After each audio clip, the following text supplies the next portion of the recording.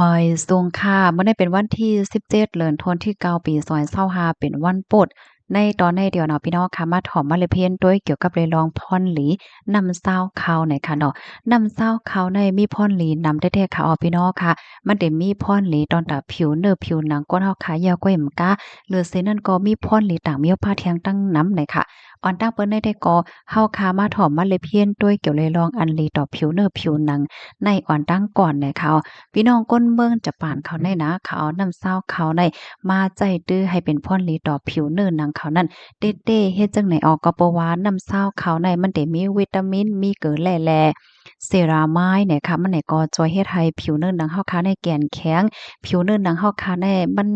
หังหลีหลีลอมหลีโดยเฮ็ดจังไหนเหลือเสนั่นก็เตเฮ็ดกังน่ะคือเตอำเป็นหน้าผากหน้าสิวยอก็อันเป็นเม็ดลำๆริมๆจอม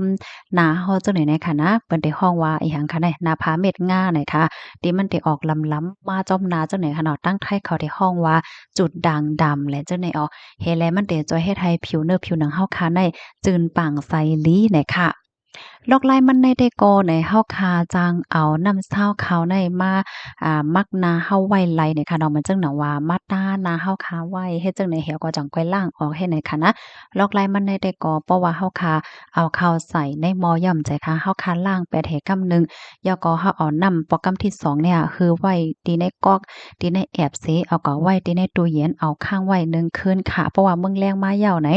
เฮาไหนก็ถอกน้ำใสๆมันนั่นออกเสเฮาก็เอาโอนอันที่มันนอนโฮนอันมันกึดค้างคำไว้นั่นค่ะเอามาต้านาเฮาไว้ให้เนาะต้านาเฮาไว้ก็ไว้ให้หม้อกำหนึ่งเสก็ล้างออกเนี่ยมันได้ให้ได้นาเฮาค่ะนั่นเจินปังใส่ลีนะจังไหนอ้อ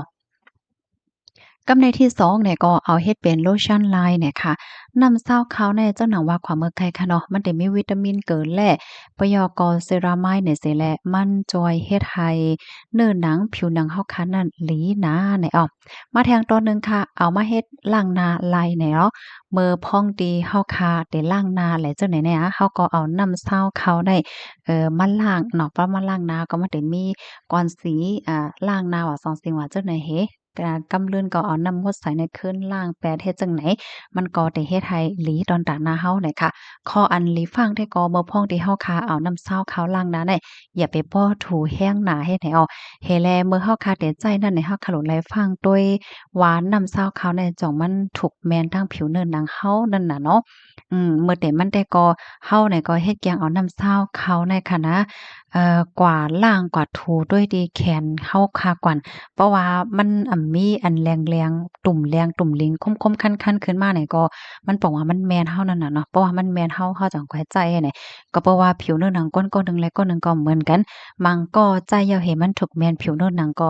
ส่วนว่าดีกว่านั่นน่ะเนาะเพราะว่าแม่นเนี่ยก็สิเฮ็ดให้เป็นคมเป็นตุ่มแรงหาจั่งใดออกมาหลายเฮ็ดให้เนี่ยค่ะอ้ออ๋อค่ะพี่น้องค่ะจ่องจ้ำเฮ็ดด้วยค่ะในตอนในค่ะได้แค่ย้อนลันในตัวทบค่ะอีกหนึ่งข้าวใส่หมูหอมยามเอามาล้างหน้าออก นะเอาน้ำซาวเขาเนี่ยมาล้างให้เนี่ยก็รู้สึกว่าน้าเนี่ยมันแคมไว้มันแคมใจมันเหมือนเจิงว่ามันหลีใจอยู่เฮ็ดเนี่ยค่ะเนาะค่ะก่อนหนึ่งก็เป็นคนที่เจิกน้ำซาวเขาเนี่ยค่ะนะบ่อนตั้งได้ก็ป้อใกล้เลยเฮ็ดก็หือไลรับโฮว่ามันมีผลหรือจังไหนได้ก็น้ำซาวเขาในได้เต็มแปดแก้วค่ะเนาะเดี๋ยวมาใจตื้อเอามาล้างหน้าให้หน่อยค่ะนะอ๋อค่ะแล้วก็ กำในเฮาค่ะได้มาทางตอนหนึ่งเลยเสว่ามันหลีต่อผิวเนื้อผิวหนังย่อมใจห้ามันไหนก็หลีต่อตาเจอต่างเปิงผ้าเทียงเฮ็ดไหนค่ะนะข้อที่1ค่ะมันเตเฮ็ดให้ผ้าเสื้อโคเฮาค่ะได้ขาวไหนค่ะสั่งเจิ้นหนังว่าเฮามีเสื้อโคมใจค่ะเสื้อโคสีขาวเฮาค่ะนั้นมันมีห้อยโหซัมบ่โหลงก็เซ็งมั่วเราว่าเหี่ยวก็มันก็โกโกเก๋อๆเฮ็ดจังได๋ค่ะนะเขาเอาเสื้อขาวเฮาค่ะได้แจดังนำข้าวเสียวก็ ปล่อยไว้นะคะเนาะปล่อยไว้แล้วก็เอามาซากเฮ็ดจังไหนก็มันเตเฮ็ดให้อันที่มันหูมันห่ำในมันเตหูห่ำเหี่ยวก็มันเตเตื้อขาวใสมาเนี่ยเนาะมันจอยไหลเฮ็ดจังไหนอ๋อกำในมาแทงข้อที่2ค่ะมันหลีต่อจ้อหวานเคิงใจโคตือในสึงไฟเฮาเฮ็ดจังไหนค่ะอ๋อนะน้ำซาวเขาได้มันเตจอยล่างปันหวานกอกมอเฮาคาไล่เหมือนหนังว่าเพราะว่ามันมีไขมันโกมันเกิด แห้งหนาให้แหน่นะเขาก็เจไว้ให้กำหนึ่งให้แหน่นะข้อที่3เนี่ยก็มันเป็นหลีต่อพักและหมากไม้หมากตอกใน เพราะว่าเฮาค้ามาด้วยกูว่าในว่าเฮาค้าได้ซื้อผักซื้อหมักไม่หมักดอกจังไหนมากินไหนก็แน่นอนค่ะเนาะกำนำเปิ้นก็เตใจตื้อยาเฮ็ดกังมงแมงว่ามันก็ได้มีสารเคมีสังสินจังไหนแน่จับจอมมาจ่อแม่นค่ะหือมันก็ได้เอาเกอเจมันก็ได้มีผองอันเจมันนั้นกำซื้อไหนค่ะนะก้อยกะว่าเอาน้ำข้าวในเจก็มันจอยไรเหมือนกันไหนค่ะเพราะว่าเฮาค้าซื้อหมักไม่หมักดอกไม้เหย้าเฮาค้าแจน้ำข้าวไว้เหมอก5 ถึง 15มื้อนี้ปยก็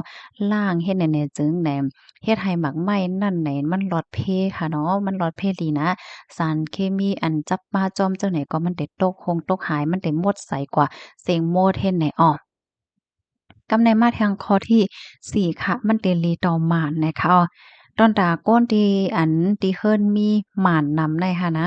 สังว่าแค่ให้หม่านในมันใสมันหมดใสเพราะว่านี่จึงให้เอาน้ำเศร้าเขาเนี่ยกวาดล้างที่หม่านเฮาปยก็เอาเจเนี่ยเจ็ดจอมกำหลังให้ไหนง่ายๆก้อยเนี่ยก็ติเฮ็ดให้หม่านนั่นใสลงว่าเย้าจังไหนอันนี้ค่ะเดี๋ยวจ้ำเฮ็ดด้วยค่ะนะข้อที่4เลยนะก้าวในมาแทงข้อที่5มันหลีต่อมันหลีต่อปื้นเหมือนหนังเฮิรนบางหลังในเปิ้นได้เอาไม้ได้มาสือปื้นให้แหนมใจค่ะห้ามอันใดก็มันเดี๋ยวจอยเฮ็ดให้ปื้นไม้นั่นเป็นเงาหังหลีลงมาไลเนี่ยลอกไล่มันได้ก็เอาผ้าแน่จุบน้ำซาวขาวแหวก็เจ็ดเจ็ดเจ็ดเจ็ดอันนั้นก็ไม่ถูปื้นนั่นค่ะนะจุบน้ำซาวขาวแหวก็ถูเฮ็ดไหนเฮ็ดให้แหวก็มันติเฮ็ดให้ปื้นไม้นั่นเนี่ยเป็นเงาหังหลีลงไว้จังไหนกำในข้อที่6เนี่ยก็มันหลีต่อต้นไม้เนี่ยเอาน้ำซาวข้าวในนะกว่าโคตรต้นไม้ไหนใกล้ๆโคตรปันเนี่ยก็ได้เฮ็ดให้ต้นไม้นั่นอ่าใหญ่มาไลมันหลีนั่นน่ะเนาะมันหลีต่อต้นไม้เฮ็ดจังไหนเนาะไหมมันจังไหนก็ได้หังหลีลงไว้เฮ็ดไหนค่ะค่ะก็อันที่ให้ปันฟังได้ก็เป็นนำข้าวกำที่2ค่ะนะนำข้าวกำที่1เนี่ยเฮาล้างหลายก็ถอกแปดแล้วก็ใส่น้ำเที่ยงเหี่ยก็คนๆๆเหี่ยก็เอานำข้าวกำที่2เนี่ยมาใจตื้อไหนค่ะนะ ค่ะข้อมูลตอนในคาลิเปมาดิกระปกออกไว้เนี่ยค่ะฮับถอมยอหันถึงจะคือพองมีแผลจ้ำเฮ็ดด้วยลอกลาอีสังพองในค่ะเนาะเพราะว่าหันถึงว่ามีพ่นหลีก็จอยกับสเปิ้นแพ้แชร์กว่าเซกัมในค่ะนะย้อนถามพี่น้องค่ะอีกหนึ่งต้องมีภรรยามกินน้ำข้าวข้าวใส่หมอหอมก็เป็นก้นที่แลใจกินน้ำข้าวนะปยอก็น้ำข้าวเนี่ยก็เจิกหนาเนี่ยเนาะก็มื้อเหลียวได้ก็เลยฮู้ยอค่ะเนาะมันมีพ่นหลีตั้งน้ำยอก็เอาเฮ็ดต่างเติกต่างเปิงจะได้เลยตั้งน้ำในที่เอามาใจตื้อด้วยเนี่ยค่ะเนาะยินจมกุกอค่ะบ่อยสงค่ะ